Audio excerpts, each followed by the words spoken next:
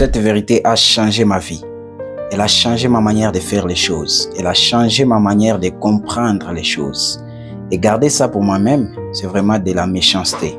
C'est dit haute méchanceté si je peux le dire. Et Paris Saint-Germain champion d'Europe pour sa toute première fois. Mais il y a pas mal de leçons de vie à tirer de là. Et aujourd'hui, je vais décortiquer avec toi une leçon qui m'a beaucoup impacté. Mais avant de rentrer dans le vif du sujet, j'aimerais que tu saches que tu dois apprendre à perdre pour gagner vraiment. Je peux dire même qu'il faut perdre pour gagner. Parce qu'il y a des choses dont tu es attaché. Il est impossible pour toi d'atteindre certaines choses tant que tu ne t'es pas encore débarrassé de ces histoires dont tu es attaché. Alors tu dois apprendre à perdre. Je peux dire même qu'il faut perdre pour gagner vraiment. Alors, qu'est-ce qui s'est passé exactement au sein de Paris Saint-Germain? Personnellement, je ne m'y connais pas assez en matière de foot, mais j'essaie de dire au moins ce que je connais, ce que je sais. Et si encore je vais me tromper, surtout n'hésitez pas de me l'écrire en commentaire, je serai très content de vous lire. On y va. Depuis 14 ans, les investisseurs qataris sont venus au sein de cette équipe, de ce club français, question de rendre ce club un géant d'Europe. Mais malheureusement, leur investissement au début semblait être vain, ça ne ressemblait pas vraiment à grand chose. Mais ils ont tenu quand même ferme, ça j'aime encore le côté patience des investisseurs qataris. Ils sont vraiment patients depuis 14 ans.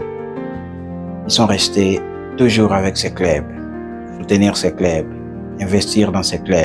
C'est ainsi qu'ils ont décidé de ramener des grandes stars au Paris Saint-Germain. Il y avait Mbappé. Mbappé était déjà meilleur sur terrain. Il faisait des grandes choses sur terrain. Mais ils ont décidé de compléter Mbappé avec des joueurs, des grandes stars, notamment Messi, Neymar, Sergio Ramos. Et tous sont venus au Paris Saint-Germain. À ce temps, je pense que même toi qui regardes cette vidéo, tu pensais que c'est fini. Cette année, le Paris Saint-Germain va prendre la coupe. Moi-même, personnellement, dans les quartiers, on le disait avec mes potes que le Paris Saint-Germain, c'est fini.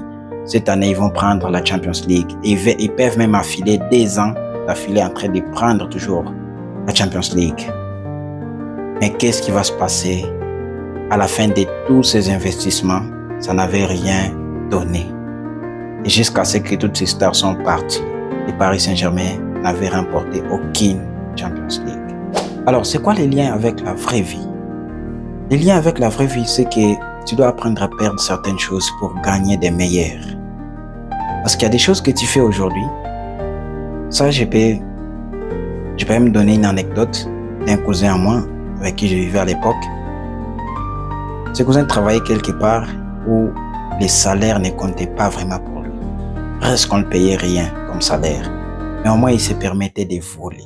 Il se permettait de voler à tout moment avec ses collègues. Il volait à tout moment. Ensuite, je lui demande, mais qu'est-ce que tu fais là-bas? On ne te paye rien. Tu te plains chaque fois qu'on ne te paye rien. Mais qu'est-ce que tu fais là-bas? Il va me dire que tu vois, que Dieu me pardonne. Hein? Que Dieu me pardonne. D'habitude, je ne suis pas moi comme ça. D'autant que Dieu me donne un bon emploi, je vais arrêter de voler.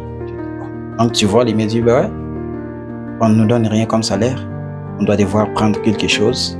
Et ensuite, on se retrouve, on mange aussi. Après, je lui ai dit, tant que tu n'arrêtes pas ce comportement, Dieu ne va jamais t'ouvrir des portes pour atteindre de grandes choses. Tu dois arrêter d'abord ce comportement. C'est ainsi que Dieu va t'ouvrir des portes. Ça, c'est une anecdote qui m'avait beaucoup impacté. Et jusqu'à aujourd'hui, ça m'impacte toujours. Et ensuite, le Paris Saint-Germain va connaître les moments les plus difficiles que le Paris Saint-Germain ait connaître. C'est ces moments quand le PSG perd toutes ces stars qu'il avait ramenées. Messi est parti, Neymar est parti, Ramos est parti aussi. Il ne reste qu'Mbappé, sur lequel tout le monde comptait, sur lequel tout le monde pouvait se dire c'est l'unique espoir qui est resté au Paris Saint-Germain. Wow! Mais une surprise encore va arriver.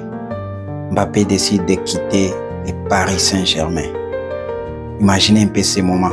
Les piliers sur lesquels que tu comptais, les piliers sur lesquels que tu te disais, ça c'est l'unique soutien, c'est l'unique pilier qui me soutient à avancer, décide de s'écrouler.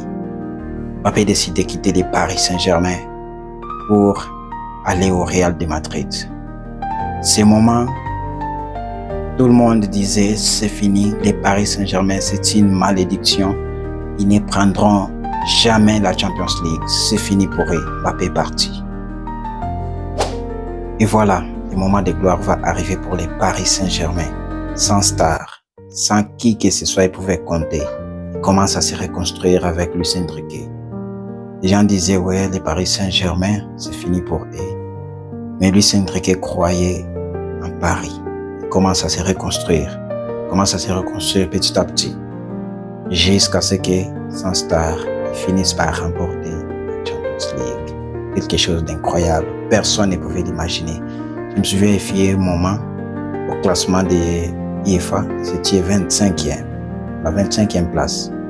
Ils ont quitté de la 25e place champion d'Europe.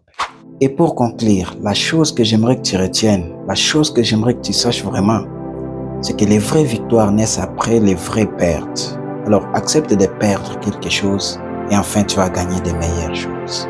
Si tu veux plus, deviens plus.